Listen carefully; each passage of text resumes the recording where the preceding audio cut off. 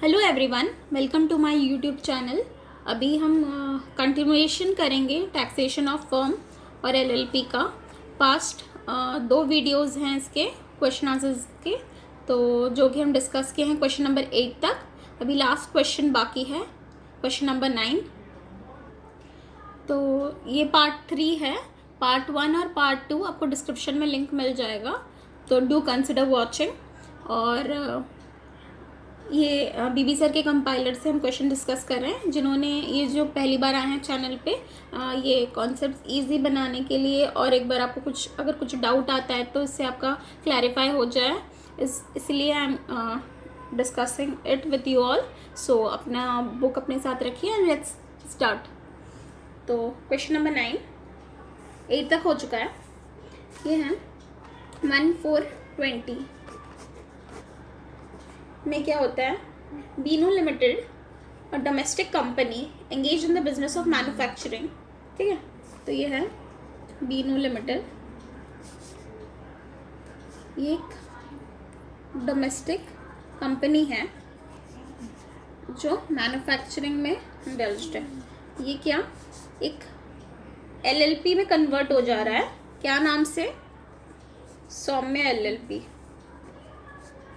और सारा कंडीशंस जो है सेक्शन 47 13B का कंप्लाई कर दिया है। ये आपको देख के कुछ याद आना चाहिए। क्वेश्चन नंबर 5 जो हमने पहले डिस्कस किया था, सेम था। उस केस में भी कंपनी एलएलपी में कन्वर्ट हो रहा था, इस केस में भी वही सेम हो रहा है।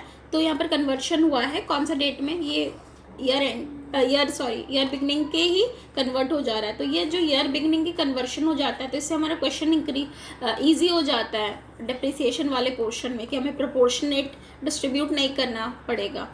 जो क्वेश्चन नंबर अगर आप 5 के होंगे तो आप समझ रहे होंगे मैं क्या बोल रही हूँ। ठीक है, तो अब नेक्स्ट क्या है, अब हम देखते हैं। अब सारा हमारा relevant information in respect of Binu limited दे दिया है। 31 मार्च 20 जो बीनू लिमिटेड का सारा दे दिया है, मतलब एलएलपी बनने से पहले कि मतलब ईयर एंडिंग में क्या हो रहा है कि, तो अभी हमें बताना है कि फर्दर कैसे क्या उसका ट्रीटमेंट होगा। तो सबसे पहले क्या है वीआरएस। वीआरएस हम जानते हैं 5 ईयर्स इक्वली डिडक्शंस मिलता है। तो वीआरएस दे दिया है। पहला वीआरएस एक्सपेंडिचर कितना है 18-19 ईयर 18-19 में 20 lakhs। तो company was allowed deduction of 4 lakhs each. Of course 5 equally deduction, तो 20 lakh बाय 5 4 lakhs ईच मिलेगा ना। तो फॉर ईयर 18-19 19-20 18-19 और 19-20 2 साल बीनू लिमिटेड ले चुका है। बाकी अब एलएलपी लेगा बाकी 3 साल 20-21 21-22 22-23। तो यहाँ पर भी 4 lakhs इक्वली हर साल लेगा एलएलपी डिडक्शन। फिर और इसका क्या सेक्शन है, सेक्शन है 35DDA वीआरएस। उसके बाद जाके है ये इक्विटी शेयर्स 150 इक्विटी शेयर्स जो है इंडियन कंपनी का was acquired for 1900 per share on कितना 31/7/2017। On conversion the shares become the property of Saumya LLP. तो ये कैपिटल गेन का पॉइंट आ गया, समझ में आ गया है कि हमें शेयर्स जो आया है मतलब कि कैपिटल गेन, ये पीजीबीबी में नहीं आ रहा है। तो इससे रिलेटेड और क्या पॉइंट है हम देख लेते हैं क्वेश्चन में आगे। क्वेश्चन में आप देख सकते हो 7th पॉइंट, जो 7th पॉइंट में दिया हुआ है profit on sale of shares. Okay, let's write the details here.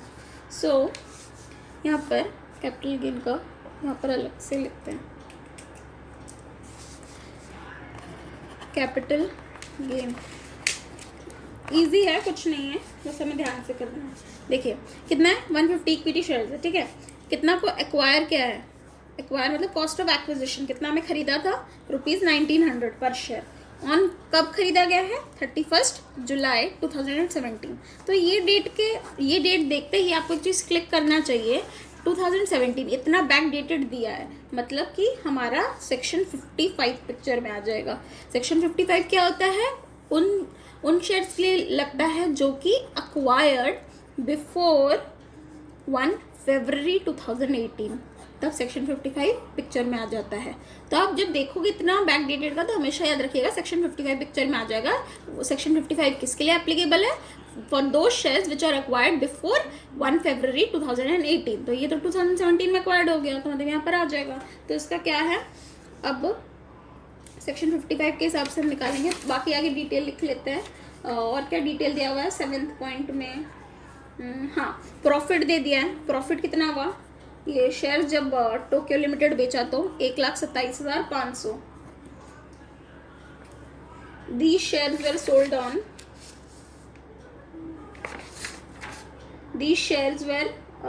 on 31/5/2020। 31/5/2020 को सेल किया। तो इससे पता चल जा रहा है कि अगर एक शेयर 2017 में खरीदा गया और 2020 में बेच रहा है, मतलब लॉन्ग टर्म कैपिटल गेन का सीन है। LTCJ इतना तो हो गया क्योंकि मोर देन 12 मंथ्स है। तो कितना में बेचा है? सेल कंसिडरेशन है 2,750 पर शेयर। और highest price of Tokyo limited coated on the stock exchange on 31 Jan 2018 को कितना प्राइस है? 31 रुपीज़ 2500 पर शेयर। तो ये जितना भी डिटेल्स दिया हुआ है सब हमारे लिए रेलेवेंट है। तो अब कैसे निकालना है ये देखिए। सेक्शन 55 में क्या बोलता है, कैसे निकालते हैं? सेक्शन 55 में बोलता है, पहला कॉस्ट ऑफ एक्विजिशन कितना होता है?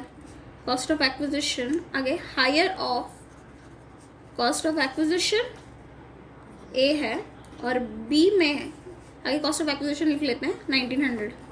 बी में क्या होता है? लोअर ऑफ कितना? FMB एज ऑन 31/1/2018 या सेल कंसिडरेशन। ठीक है, ये दोनों का लोअर, फिर कॉस्ट ऑफ एक्विजिशन के साथ इनमें से जो लोअर होगा और कॉस्ट ऑफ एक्विजिशन इनको कंपेयर करके उनमें से हायर। मतलब कोई भी चीज़ हमारे में इजी नहीं रहता ना, कॉम्प्लिकेटेड तो रहेगा ही ना। तो एक हायर और एक लोअर आपको ध्यान रखना है। इन दोनों में आगे लोअर कंपेयर करोगे, फिर इसमें और इसमें हायर कंपेयर करोगे। तो FMB क्या दिया है? अभी भी हम देखे थे, ये रहा 31 जैन को FMB दे दिया है 2500। सेल कंसिडरेशन कितना दिया? 2750। तो इसका हम लोअर ले लेंगे। लोअर क्या है? 2500 है और कॉस्ट ऑफ एक्विजिशन 1900 है। तो इन दोनों का हायर लेना है। तो हायर कितना हुआ? हायर ऑफ ए और बी। तो हमारा हो गया 2500 रुपीज़ हमारा हो जाएगा। इसको हम लेंगे एज कॉस्ट ऑफ एक्विजिशन। ये हमारा 2500 एज कॉस्ट ऑफ एक्विजिशन लिया जाएगा। ठीक है, इन दोनों का हायर। तो हमें ये मिल गया है। अब हम इसका कैपिटल गेन का भी निकाल लेंगे जब यूज़ करना है। उसके बाद क्या है? बिसाइड्स अदर एसेट्स वे ट्रांसफर्ड, फिर अलग फैक्ट्री वगैरह का आ गया, ये बाद में देखते हैं। और फिर अब ये क्वेश्चन स्टार्ट करने के लिए प्रॉफिट वगैरह का डिटेल्स लिखते हैं, देखते हैं क्या होता है। तो देखते हैं हम प्रॉफिट कितना दिया है। तो क्या दिया हुआ है profit? During the previous year 2021 Saumya LLP earned a profit of 25,40,000 after debit credit of the following items. तो हमें प्रॉफिट दे दिया है, जो इससे हमारा क्वेश्चन स्टार्ट होगा। 25,40,000 प्रॉफिट दे दिया है और डेबिट क्रेडिट सारा आइटम्स का दे दिया। तो फटाफट देखते हैं क्या। जो बीनू है, मिस्टर बीनू वर्किंग पार्टनर है of LLP। He is also working partner in another firm और he gets a salary of 55,000 from Saumya LLP।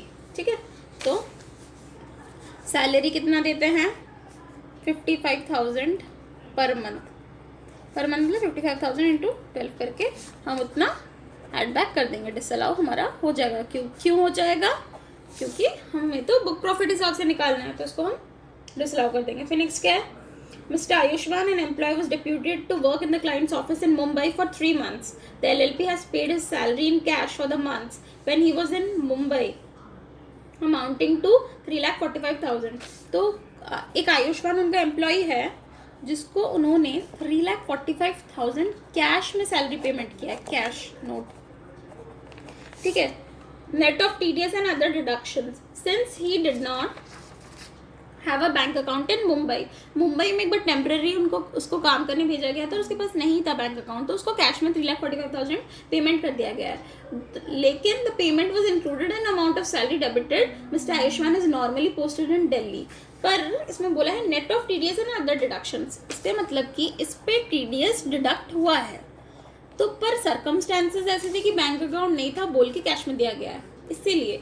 वैसे तो अगर टीडीएस डिडक्ट नहीं होता तो ये खर्चा डिसअलाउ हो जाता, पर क्योंकि टीडीएस डिडक्ट हुआ है और बाकी जो भी डिडक्शन से बकायदा डिडक्ट हुआ है, क्योंकि लिखा हुआ है net of TDS, net of TDS means TDS deduct होने के बाद ये अमाउंट है, दैट मीन्स ये वेल एंड गुड है, ये डिसअलाउ, ये खर्चा नहीं होगा, ठीक है।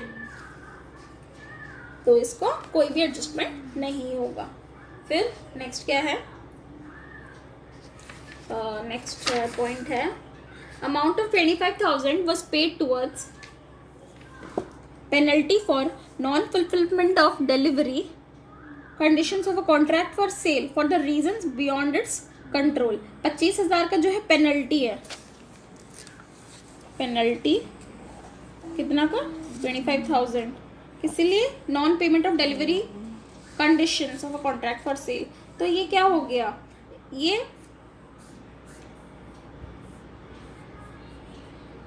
है ब्रीच ऑफ कॉन्ट्रैक्ट,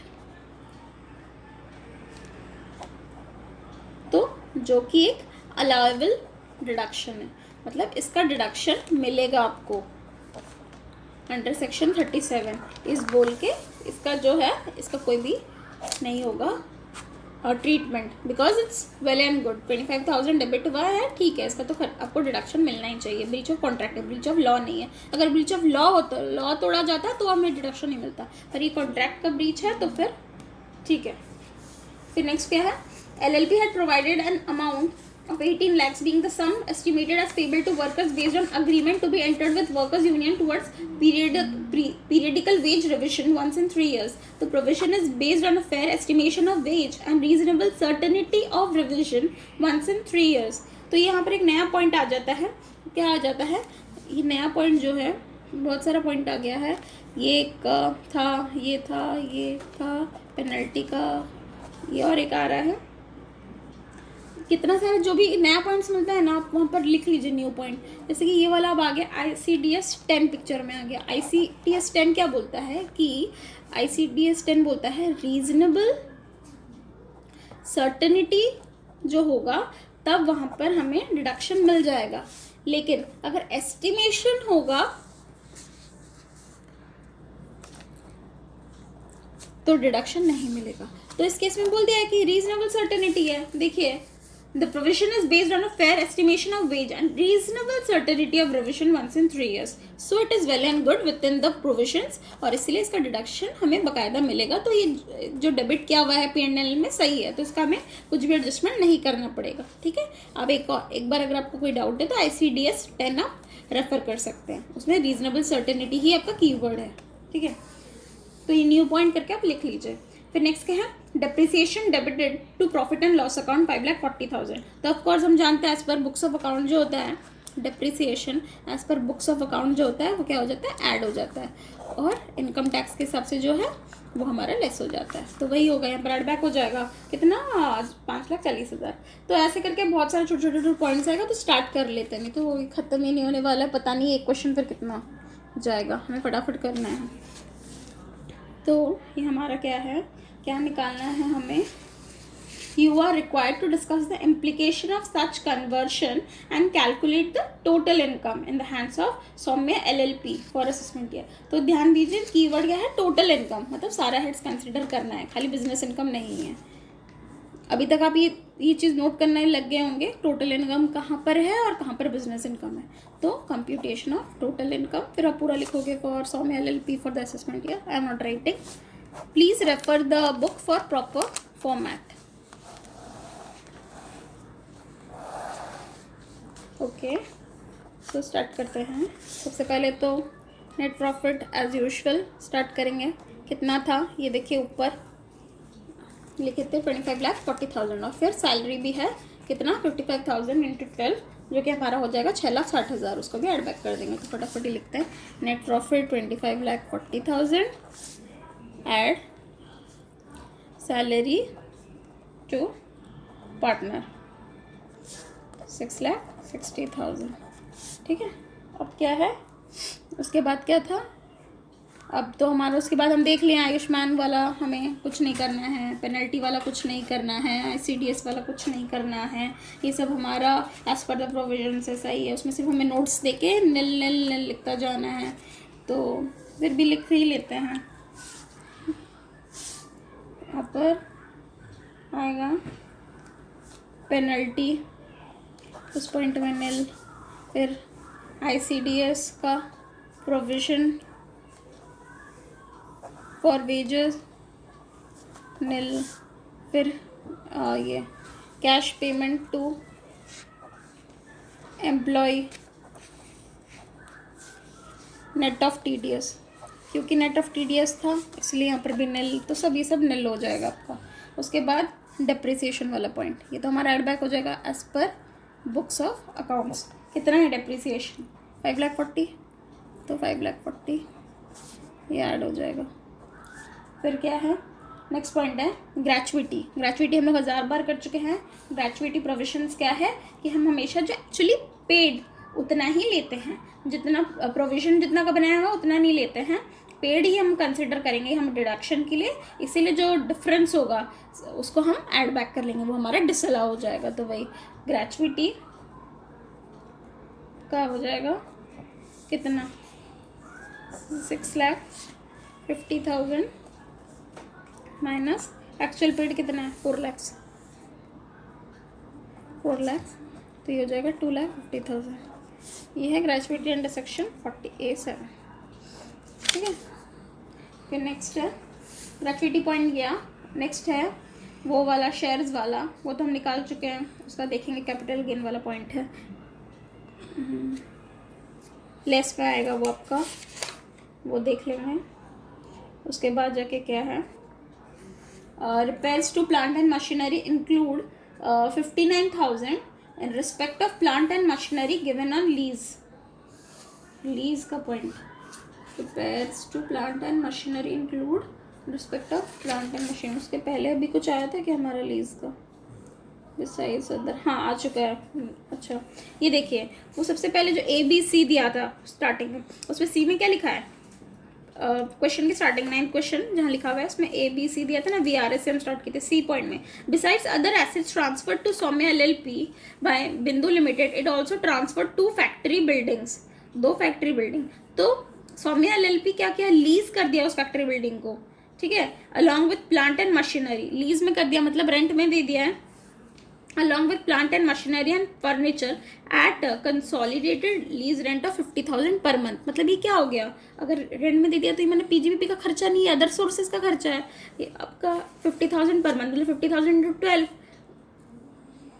दे दिया है रेंट में, और उसी के अगेंस्ट में ये सारा एक्सपेंसेस है। देखिए जो अभी जो पढ़ रहे हैं, रिपेयर्स 59,000, और जो मशीनरी दिया है ऑन लीज पे, factory license fee paid 15,000 for each factory building, legal fee includes 26,000 paid to the advocate for registering the lease agreement. So जो भी एक्सपेंस होता है एक अदर हेड के इनकम का प्रॉफिट कमाने के लिए, तो वो उसी का एक्सपेंस हुआ ना, तो वो यहाँ पर क्यों आएगा, यहाँ पर क्यों डेबिट किया जाएगा, वो तो गलत है। बिकॉज सी जो हमें वो इनकम होगा फ्रॉम अदर सोर्सेज, उस कितना हुआ है हमारा इनकम, 50,000 इंटू 12, 50K इंटू 12, ठीक है, उसी के अगेंस्ट ये सारा एक्सपेंसेस है आपका कितना, 59,000, 15,000, 26,000। तो ये तो आपका बिजनेस का एक्सपेंस नहीं है, तो ये नेट प्रॉफिट से क्यों डिडक्ट होगा, वो तो ये इसी के अगेंस्ट होना चाहिए। इस बोल के हम इसको सब हम ऐड बैक कर देंगे, क्योंकि यहाँ पर डिडक्शन मतलब यहाँ पर लेस किया गया, बट यहाँ तो ये तो इसका बिजनेस इनकम का खर्चा ही नहीं है, ये किसका खर्चा है, ये खर्चा है आपका इनकम फ्रॉम अदर सोर्सेज का, इनकम मन के निकले एक्सपेंस हुआ है, तो वो तो उस हेड में जाएगा। तो यहाँ पर जितने भी ये सारे एक्सपेंसेस आपके 59,000 और 15,000 और 26,000, ये जो भी लेस हुए हैं सारे ऐड बैक हो जाएगा। तो चलिए फटाफट ऐड बैक कर देते हैं। 59,000 आप सबके जो भी है उसी के वो लाइन लिखोगे और उसके साथ वो अमाउंट आपको लिखना है 26,000। ये सारा हो गया। और अब और कुछ बाकी है, देखते हैं नेक्स्ट क्या है।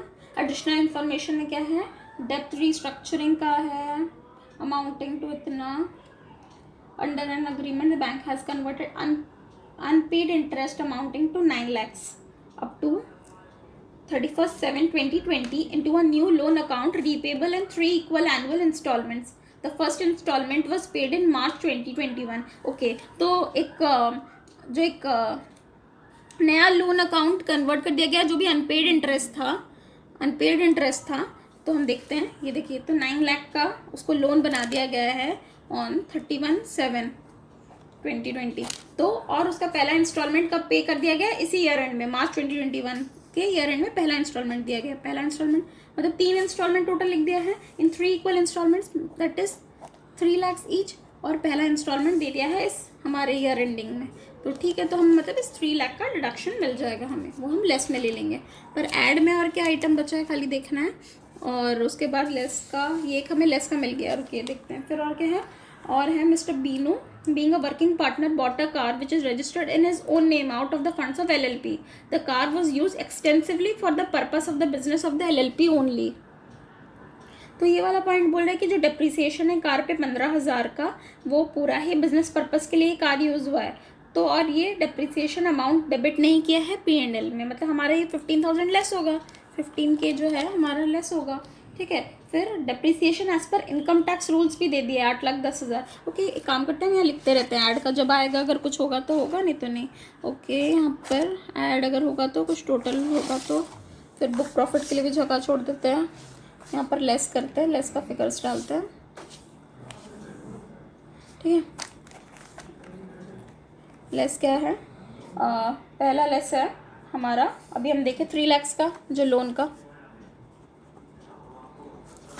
Loan installment paid 3 lakh less करेंगे, लेस फिर क्या है, डिप्रिसिएशन ऑन कार 15,000, फिर लेस क्या है, depreciation as per income tax rules करेंगे, बुक्स ऑफ अकाउंट के हिसाब से ऐड बैक किए थे, इसके साथ इनकम टैक्स के हिसाब से लेस कर देंगे। कितना हो रहा है, 8,10,000, including depreciation on the assets given on lease amounting to 90,000। मतलब डिप्रिसिएशन लीज वाला डिप्रिसिएशन, मतलब लेकिन ये वाला तो हम नहीं लेंगे क्योंकि इनकम फ्रॉम अदर सोर्सेज है लीज वाला चीज़, तो मतलब कि 8,10,000 से 90,000 माइनस हो जाएगा, because this 90,000 relates to the other head of income. So यार depreciation as per income tax है, कितना आ जाएगा, 8,10,000 माइनस 90,000। ठीक है, उसके बाद क्या है, लिख देते हैं ना, कितना, 7,20,000। फिर और क्या है, फिर है और लास्ट पॉइंट है, LLP sold import entitlement. Okay, this is very मतलब new point on 1 May 2020 for 1,50,000, 1,50,000 के लिए इम्पोर्ट एंटाइटलमेंट सेल किया था LLP, और this sum is not included in profit and loss account by treating it as capital received. इसे capital received treat करके इसे मतलब इस इनकम में लिया ही नहीं गया। बट हम जानते हैं सेक्शन 28 यहाँ पर पिक्चर में आ जाता है। कौन सा सेक्शन आ जाता है, सेक्शन 28 आ जाता है। आप देख सकते हो कि सेक्शन 28 बोलता है कि इम्पोर्ट एंटाइटलमेंट को जो है एज इनकम कंसिडर किया जाएगा अंडर PGBP। तो मतलब कि हमें यहाँ पर ऐड कर देना है कितना, 1.5 लाख रुपए, क्योंकि लिया ही नहीं गया है। तो वही ऐड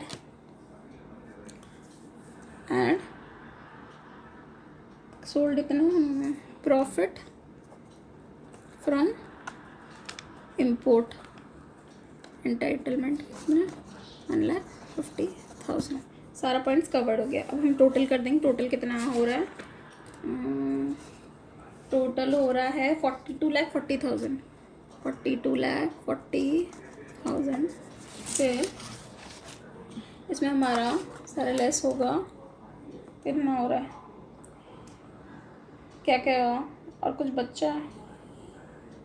ओके, VRS भी नहीं हुआ है हमारा, लेस यहाँ लिख लेते हैं, लेस VRS का रिडक्शन अंडर सेक्शन 35AA ठीक है, सॉरी 35DA। तो हमारा कितना डिडक्शन है? 4 लाख का, राइट। 4 लाख का। अब हम अदर हेड्स का देखेंगे, जो भी इनकम हमें वो जो शेयर्स वाला निकाले थे वो लेस होगा। और क्या बचता है? और आई डोंट थिंक और कुछ बचता है, देखेंगे अगर कुछ बचेगा तो। Less profit on sale of shares of Tokyo limited, उसका हम लोग जो सेल किए थे ना, उसका प्रॉफिट ले लिए थे, उसको यहाँ से लेस कर देंगे। कितना है देखिए, यहाँ दिया हुआ है profit on sale of shares 1,27,500, इसको हम P&L में ले लिए थे, तो इसका प्रॉफिट को लेस कर देंगे क्योंकि वो तो कैपिटल गेन का है, ठीक है। आई डोंट थिंक और कुछ है, कुछ भी नहीं है, एक बार देख लेते हैं, कुछ ही नहीं है। तो अब ये हो जाएगा टोटल माइनस करने के बाद 15,62,500। अब ये हमारा हो गया है बुक प्रॉफिट। अब इससे हम लेस कर देंगे रेमुनरेशन पेड, एज यूजुअल जो करते हैं, remuneration paid under section 40B, ठीक है। तो क्या पहला 3 लाख पे 90%, यानी कि 2,70,000 और 1,50,000 विच एवर इज़ ग्रेटर, तो हमारा हो जाएगा 2,70,000 यहाँ पर। और बैलेंस कितना, ये बैलेंस इसका हो जा रहा है कितना, 23,77,500 पे 60%, तो ये हमारा हो जाएगा 14,26,500, ठीक है। ये आपका टोटल हो जा रहा है 16,96,500। पर एक्चुअल कितना पे किए थे? एक्चुअल सैलरी पेड 6,60,000 था हमारा, ठीक है। देखिए, ये देखिए किए थे सैलरी टू पार्टनर एक्चुअल 6,60,000। तो इनमें से हम देखेंगे जो lower of the two restricted, तो इतना 6,60,000 जो है पे हो जाएगा, ठीक है। तो ये हमारा कितना आ जाएगा? ये हमारा आ जाएगा पहला पार्ट खत्म, PGBP का इनकम निकल जाएगा, income from profits and gains of business profession, ये 20,17,500। अब सेकेंड हेड देखेंगे, कैपिटल गेन।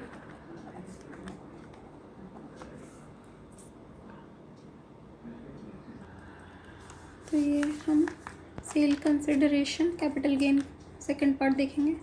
150 शेयर्स 2,750 रुपये हिसाब से, तो ये है 4,12,500, यहाँ देखेंगे 4,12,500 लेस इसमें कॉस्ट ऑफ एक्विजिशन कितना, 150 इंटू, हम अभी निकाले थे यहाँ कैलकुलेशन सारा देख के, कॉस्ट ऑफ एक्विजिशन 2,500, तो वही इंटू 2,500, तो ये हो जाएगा 3,75,000। तो ये हमारा आ जाएगा कितना, 37,500। ये माइनस ये हमारा हो जाएगा LTCG, क्यों? मोर देन 12 मंथ्स है, 2017 में खरीदी थी, 2020 में बेच रहे हैं, ये हमारा लॉन्ग टर्म कैपिटल गेन निकल गया। अब लास्ट हेड है third, income from other sources. इसमें क्या है हमारा, लीज रेंट हम देखे थे 50 के 12 महीने के लिए, तो ये हमारा हो जाएगा 6 लाख। और इसमें लेस क्या क्या हो जाएगा, लेस सारे डिडक्शंस जो भी हैं, क्या क्या देखे थे हम, यहाँ पर देखिए, यहाँ पर हम देखे थे 59,000, 15,000, 26,000 अलग अलग चीज़ों के लिए तीनों खर्चा। और एक कैच जो हमें ध्यान रखना है, डिप्रिसिएशन हम देखे थे, पॉइंट याद करिए, डिप्रिसिएशन 90,000 ऑफ एसेट्स जो इनकम टैक्स के लिए निकाले थे, ये देखिए यहाँ पर -90,000 की देखिए, वो इनकम फ्रॉम अदर सोर्सेज का डिप्रिसिएशन खर्चा, तो यहाँ पर सारे खर्चे को माइनस कर देंगे, यहाँ पर लेस हो जाएगा 59,000, 15,000, 26,000 और डिप्रिसिएशन का 90,000, ये सारा हमारा माइनस होके कितना हो जाएगा, टोटल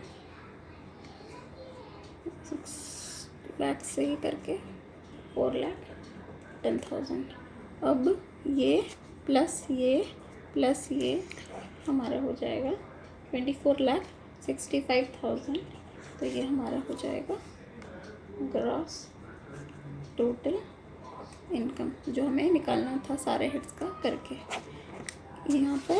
यहाँ तक हमारे ये जो आया 20,17,500। अगर आपको खाली बोलता बिजनेस इनकम निकालने तो बस यहीं तक एंड हो जाता, बट वही क्योंकि हमें क्वेश्चन में बोला था टोटल इनकम, तो बाकी दूसरे हेड्स का ला के हमने किया। अगर आपको ये वीडियो अच्छा लगा तो डू कंसिडर सब्सक्राइबिंग, और बाकी प्लीज़ लाइक करिए और ज़रूर से कमेंट करके बताइए कि आपको अच्छा लगा, कि आपको कुछ भी इसमें और इम्प्रूवमेंट का ज़रूरत है। Thank you for watching, to subscribe. Thank you.